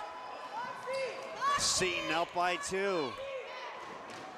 A low scoring back in man defense here. Morales. Gregston tracks it down. 13 on the shot clock. Gallardo thought about it for a split second. DiPuccio. 6. DiPuccio going in. Short off the rim. Taken away by Mesquite. Sophie is gimping right now. I don't know. Hopefully it might just be a cramp. She is grabbing her right leg. She is hobbling that right wheel, but she's out there grinding it out. Guidry. Down low, kicked out. Gonzalez lets it fly. And Gonzalez buries the 3. And Mesquite back on top, 32-31. Under a minute left in this one. That Gonzalez bloodline, she has been really, really clutch. 2 threes in this one. She's got 11 points. Lots of time left. Big possession for Seton here. You know, they just want to get a good look. Again, I put the ball in Sophie's hands. Kind of try to open up the middle, put the shooters maybe deep in the corners, flatten them out a little bit. Also, you got to be ready for them to come back out in that zone. You know, they played 1 possession of zone all game so far, and they forced a turnover. I thought that was a nice pass by Sophie, but you know, Mia just needed to step to it. You know, and I think she saw it a little bit late, and she probably needed to have her body sealing out at least one of those 2 defenders. But I don't know. What do you think, Coach? Do you think maybe they're going to come out in their zone, or do you think they'll man up? Well, here you go. Carmela has yet to take a shot. You've got your star point guard, maybe nursing a bad wheel. It's going to be probably a post possession for Seton. And now, Neve Guidry pumping up that Mesquite crowd. 57.9 seconds left. Seton down 32-31. Last 2 years, they've split, each winning on each other's home court. Mesquite, crowd calling for defense. Morales shoots it over to DiPuccio. Carmelo with the shot for a split second. Shoots it over Gregston. 16 on the shot clock. Morales picked up by Sepulveda. Great defense by Sepulveda. Morales up and in. Seton back on top. Euro step. Morales with the big basket. I think she was like Dr. J covering ground. Oh, that was, you know, I thought she was trying to get it to Kate Benally, but really she just kind of used her as a screen, rubbed off. And we got a 30-second timeout on the floor. So now. So this is where it's very interesting at the end of the game. Like for me, if I'm Mesquite, I am coming down and I'm getting the first good look. I'm taking it. We're down 1. I don't want to run the clock down. It's amazing how many teams I see that don't do that. You know, they're down 1 and they want to kind of work the clock down, and it's like, obviously, lots of time left. If we miss the shot, we still have time to foul and get the ball back. So, and then, of course, they can't advance, right? In high school, no advancing. No advancing. So, you know, I think coming up, putting the ball in Gonzalez's hands, you know, maybe working a little high-low with Guidry and Sepulveda. Sepulveda's ice cold, though. I think I'd rather have Gonzalez take the shot or get the ball to Guidry. You don't need a 3. Yeah, I mean, for me right now. You need to have a sense of urgency. You're not trying to use clock. So right now you got to figure. For Seton, it's you know, one stop, switch any screen you need to switch. You know, don't switch if you don't have to, because we'd like to keep a body on Guidry.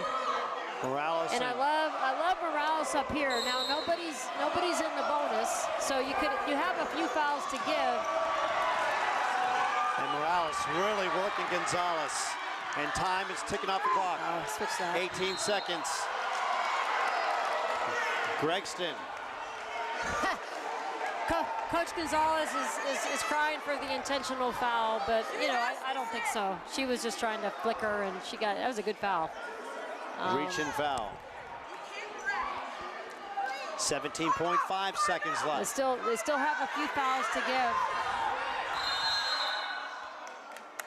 And a timeout on the floor. And that little weave action, you know, especially into the game, I'd like to see Seton just be switching that. You know, just wall up, switch it out. And a great call by Karen Self. Pressuring the ball, Morales on Gonzalez, forcing time clicking off the clock. Forcing Mesquite to up-tempo, and then Gregston drawing the contact on the reach-in. Now 17.5 seconds left. So, Coach, now we're getting into the nitty-gritty, the crunch time where heroes are made and memories are made for a lifetime. That being said, for Mesquite, who's taking the big shot? And do you still look for that first quick shot? You know, yes. Yeah, we're down 1. I mean, we want to be able to get a shot, and if we don't score, have time to foul and get the ball back. We do not want to run the clock down. So, I mean, I'm probably looking at, again, Gonzalez creating. You know, could be a quick give and go here, attacking.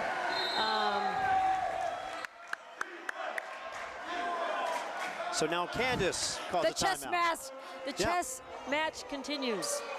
So that being said, coming out of a timeout, and you've been in this situation, Charlie, so now Candace had a moment of reflection, or maybe she saw something on the floor for a brief second. What do you think Candace was thinking when she called that timeout? Well, I think she was second-guessing what she called. I mean, honestly, I mean, I liked their lineup. I liked the set they had, and I was a little bit worried for Seton, actually, with that spacing. So many people like to run a zipper play and, you know, just throw it backwards. I thought they had a good alignment. So I'm not really sure. You know, I'm not really sure why she second-guessed what she called. Because, you know, there's still some time left, and you want to be able to use a timeout. And they are officially out of timeouts right now, I believe.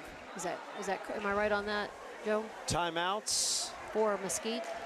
No timeouts left. Yeah, Seton so that with 3. was, I don't know. She saw something. Gonzalez, Guidry, Okay, Sepulveda. so I felt like they were probably in both corners, and now they've really isolated this one side. And yeah, you don't need to guard Guidry out there. 13. There's your 2-man game. Gonzalez inside Guidry, and Guidry. Benally with the blocking foul. Guidry will shoot a pair. But still plenty of time on the clock. Yeah, plenty of time. You got to get this rebound on the miss. And I thought that was a terrible call. I thought they were not guarding Guidry. They were waiting there in the key for her. But, you know, it balances out. Over a course of a game, it balances out. And Guidry The star that she is ties this one at 33. And Karen Self calls a timeout.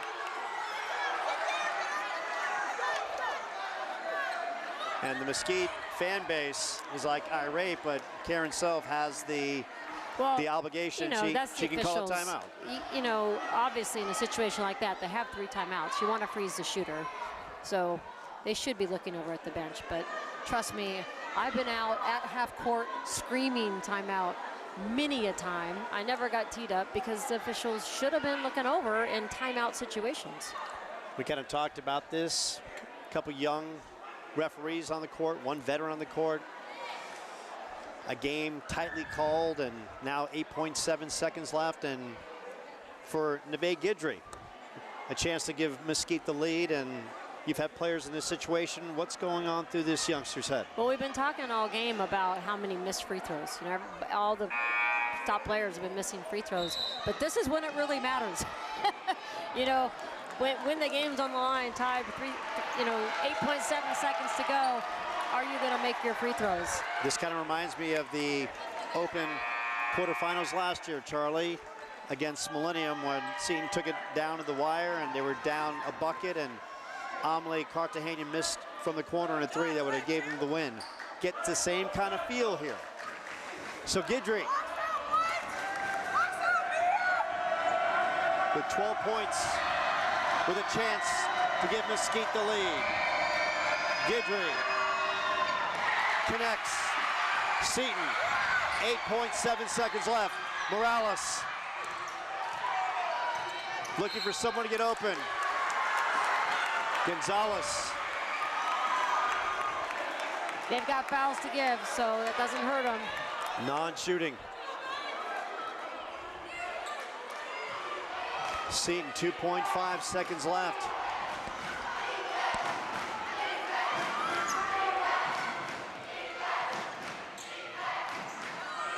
And that one, DiPuccio. And will DiPuccio go to the line? She looked like she was in a shooting situation. That was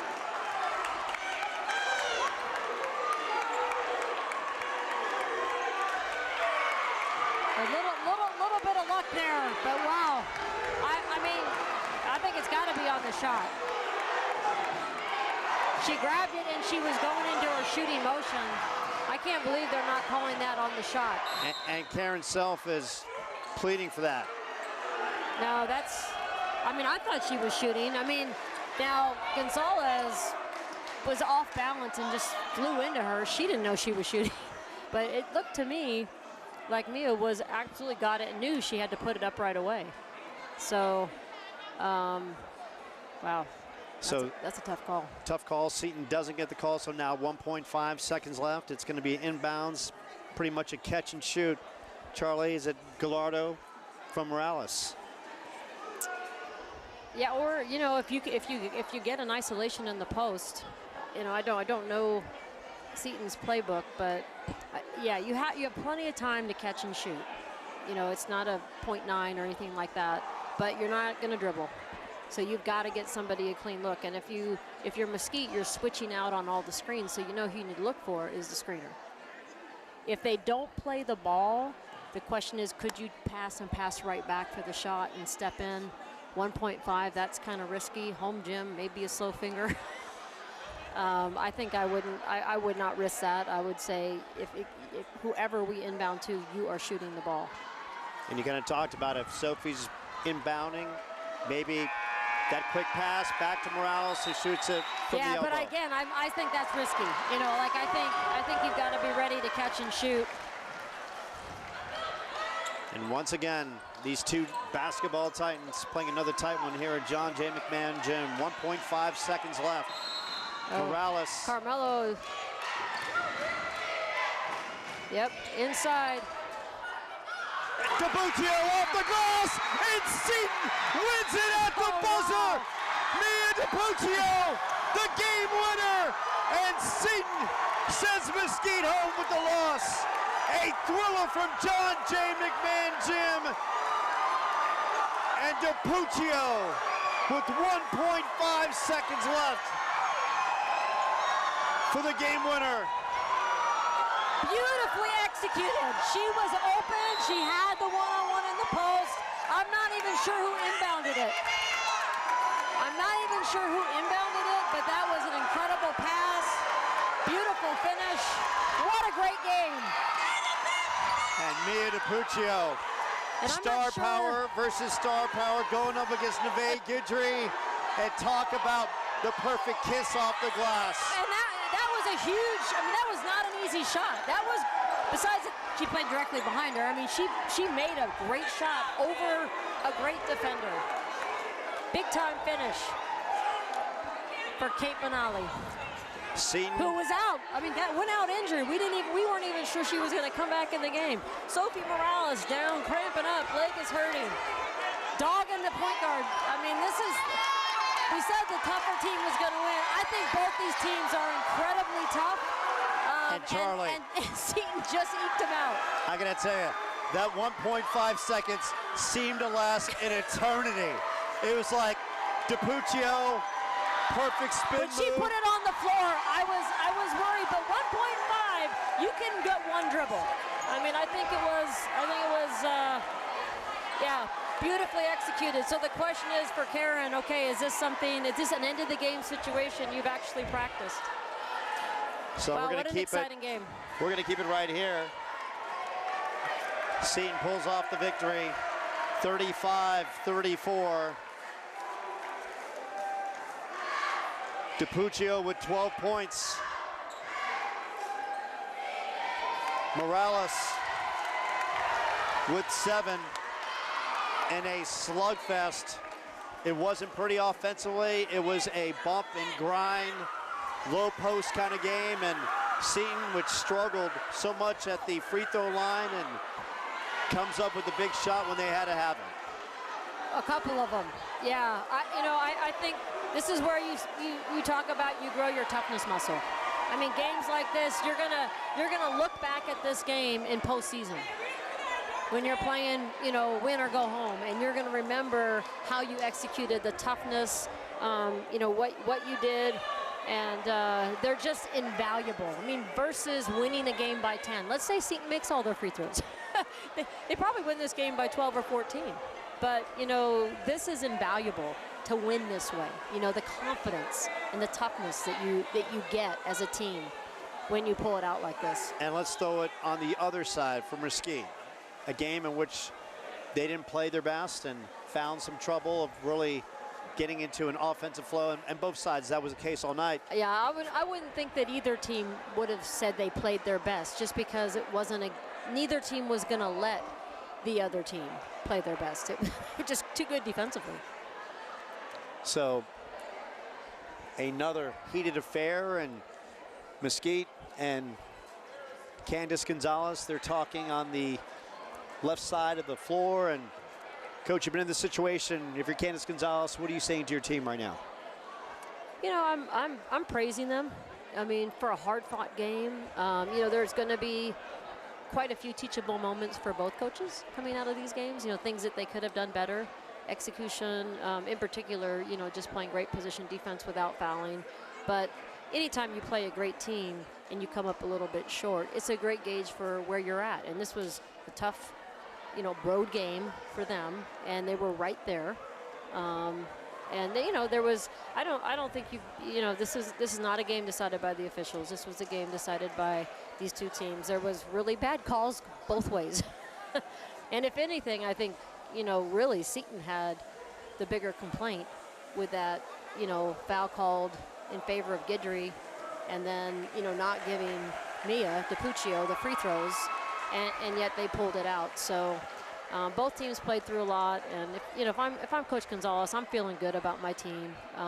We have a great team, and sometimes an early loss like this makes you hungrier, fuels you, and hopefully allows you to take things to heart a little bit harder. It's you always learn better when you lose. These two teams will face off again in a couple weeks at Mesquite on January 25th. So Seton now on top of the Desert Sky, and with a 2-0 record, they got a couple road games coming up. First at Marcos and then at St. Mary's.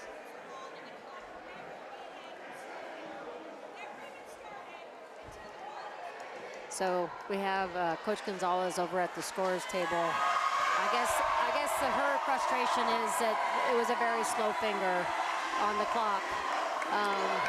But honestly, that's life on the road. You know, gosh, I've seen so many college basketball games, you know, down south. I mean, Utah, they call a foul on Utah with 0.1 seconds to go in the game, you know, and it's free throws and they lose. And, you know, I saw TCU men, and you know, just it's an imperfect game, so it's got to take responsibility and move on.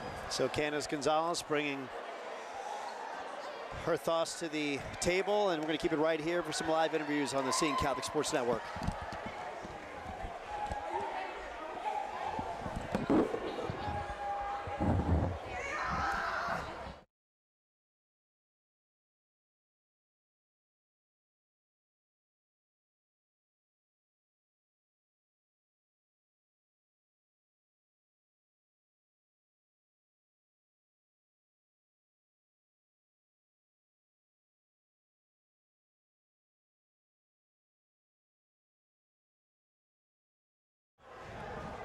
And we welcome you back to a jubilated John J. McMahon Gym. Seton with the victory over Mesquite 35-34 here with Mia DiPuccio. 1.5 seconds left. Walk me through. You nailed the game winner as Seton gets the victory. You know, Coach Kayla, she called a timeout and she said, you're going to start out and we're just going to get the ball in, and we're either looking for Mello for a three or you're just going to have one dribble and you got to go up with it. And so Sophie was able to get the ball in and And there you go. And it went through. You pull off the victory. And what was the immediate reaction in your heart as you secured the victory against the heated rival? Well, first I looked at the clock to make sure the time ran out. But then, my teammates, everyone was jumping, and it was just, it was fun. So the team now 2-0 in Desert Sky play. And you beat a team that was 16-2 coming in, riding a 5-game winning streak. What does this kind of victory do for the team moving forward? Honestly, Mesquite has always been one of our toughest rivals.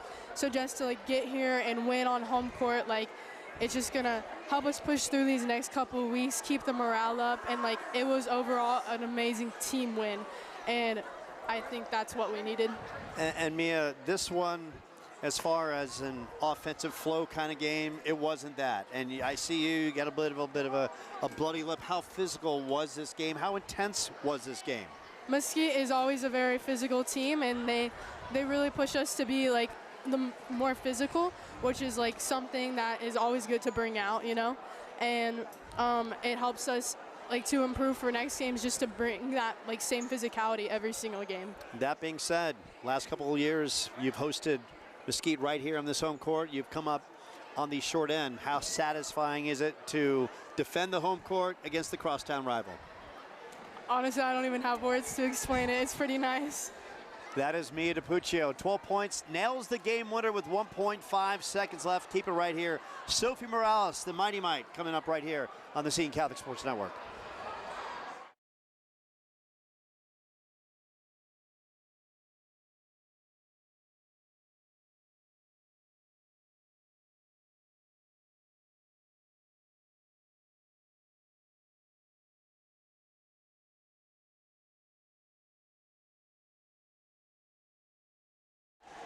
And we welcome you back to Seton Catholic, where the Sentinels survive Mesquite in a thriller, 35-34 here with the freight train. That is Sophie Morales.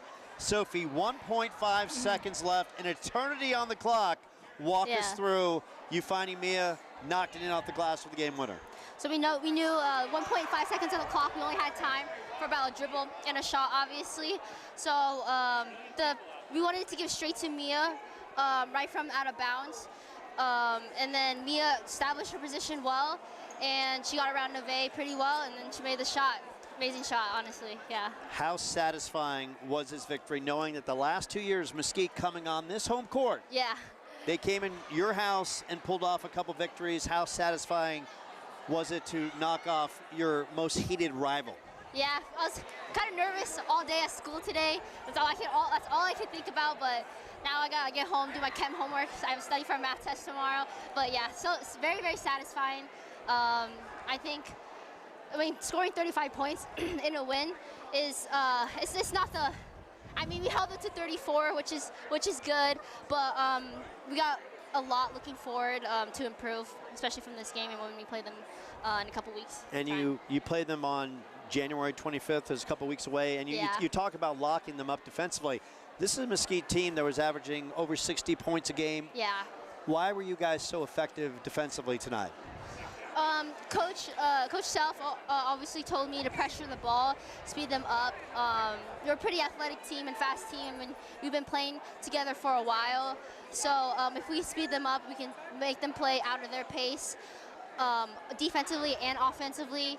That's a really good strategy. There you go. One today. So you pick up the victory. Now 2-0 in Desert Sky play. A couple road games coming up, Marcos, and then at St. Mary's. Your thoughts of going into those games with maybe the most satisfying victory of the year to build some momentum, and now riding a 5-game winning streak. Yeah, after this game, obviously a lot of things to work on. Hopefully we can apply that to in practice in these next games coming up. That is Sophie Morales, the star guard of Seton Catholic, who orchestrated the game-winning shot with 1.5 seconds left. She's jubilated. Now she's got to hit the textbooks to get ready for a chemistry test tomorrow. And that is the life of Sophie Morales, who one day you'll see her playing college basketball. That is the wonderful Sophie Morales. More from Seton Catholic right here from John J. McMahon Gym.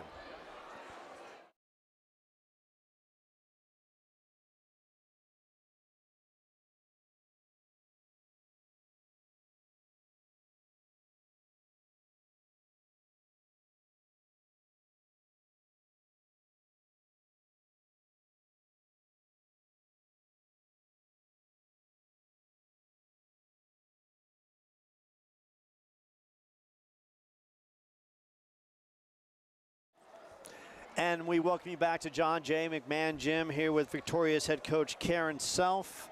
Coach, 1.5 seconds on the clock. For some teams, it wouldn't be a lot. For you and your team, it's an eternity. And you draw up the game winner. Walk us through that huddle and then the excellent execution for the victory. So we were running a play that we normally run that they are very aware of. We'd gotten some good looks off of it earlier in the game.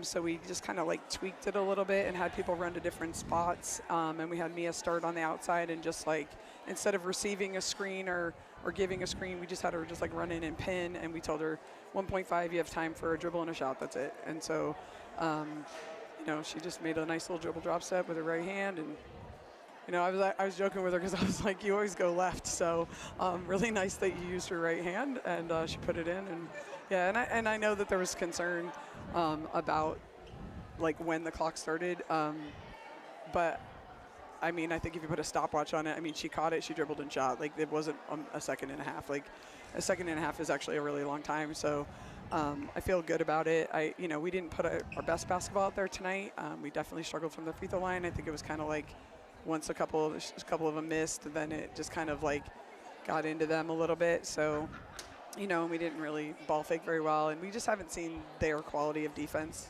you know, from many teams. So we just needed to, you know, give that extra ball fake and, you know, maybe flip a screen every once in a while and just kind of catch them off guard, you know, but we just kind of played into their hands a lot. And, you know, luckily the refs were calling fouls because it was a very physical game, but the refs called a lot of fouls, and so that put them in a situation. You know, we were in foul trouble too, but, you know, I think they had a little bit more foul trouble. And, you know, I mean, it's always a battle with Mesquite. So, yeah, it always is. And we just interviewed Mia a short time ago, and she came over and said some words, and you can tell she had a bloody lip. And that being said, look, 1.5 seconds left, Coach, and DiPuccio, she's going up strong, and she's going up against Guidry, and she was fearless in the most crucial moment of the game. Yeah. And that's all we can ask. I mean, I had, you know, talked to her earlier in the day about, like, you know, just play with joy. Just play with, like, you're a little kid just playing the game that you love, you know. And and don't worry about the future. Don't worry about what could happen. Don't worry about what might happen. Like, just go out there and just have fun. And I thought she was going to be shooting 2 when she got fouled with like 2.5 seconds left or whatever it was, or 1.5. And I thought she was going to be shooting 2, so I kind of called her over and reminded her, you know, just go have fun, be a kid. And then for her to like go and make that, you know, like make that game-winning shot, just really made me so happy for her, you know. And Coach, just this rivalry, and it's as good as any in the state. And Mesquite comes here, the fan base is packed. They bring the energy, they bring the great players, and obviously Candace, what a fantastic coach she is. And the last 2 years, Mesquite has come in this building and it knocked off your team. And I know how important it is for you and your squad to defend home court. So that being said, to defend home court against the crosstown rival and a 2-game losing streak at home against Mesquite, how satisfying is this for you and your team? Very, but also I want to point out that we've gone into their place and won the last 2 years. And I made that just so you know, quite aware on the telecast. Yes. So, you know, I mean, obviously it's always a battle. They're a very talented team, very, very well coached. Like, you know, we're just always going to be banging heads against each other. And so when we execute well and, you know, we knock down free throws, like, it's a different game than kind of like what we put out there tonight. But credit to them for their defense. I mean, they just got their hands, they had so many deflections and steals, and we just didn't meet the pass. That was a huge problem. And this one was, as Charlie alluded to early in this one, Coach, it was a chess match because there was foul trouble on both sides. And for sure. Carmela got 4 fouls, and that was, I want to say, late in the third, early in the fourth. And how did you handle that when she picked up that 4th foul? And she, luckily, she was on the floor to the very end. Yeah, I mean, we sat her for a little bit, and then when Neve came in with 4, we just sent Mela back in with 4, and we just said, you know, we're going to take you off of their, you know, stronger attacker.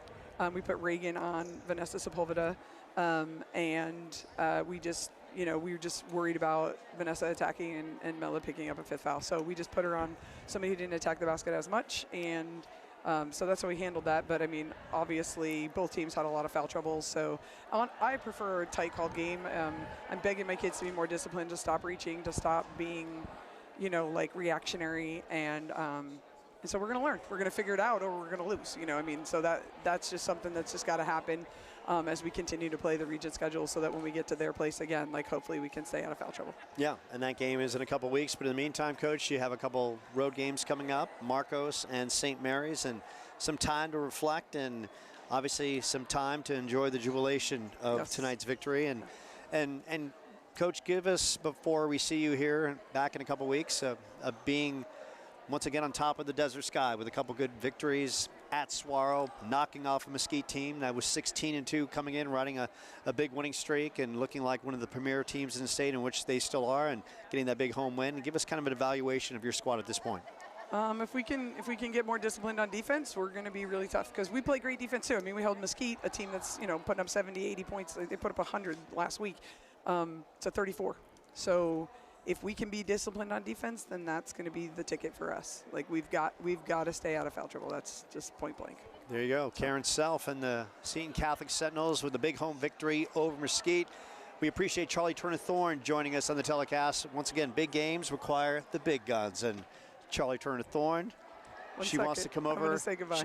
We can have a fluid motion right here because that's how we roll. You're going to talk to her now. Okay. Charlie's going to leave us, but she's always right here in our hearts. Always right here. And that is Karen Self for Paulo Hutchison, the live stream, and all the great people here at Seton that allow us to do this. A great night for the Sentinels. They pick up the victory over the crosstown rival Mesquite Wildcats. Once again, the Sentinels, Karen Self, on top of the desert sky, and that's how we like it, on top in first place. Once again, they're heading on the road to face Marcos and then St. Mary's. We'll see you soon right here. Great night for the Sentinels, a great night for Sentinels everywhere. We'll see you right here very soon from John J. McMahon Gym. In the meantime, take care and have a great evening. Thanks, Joe.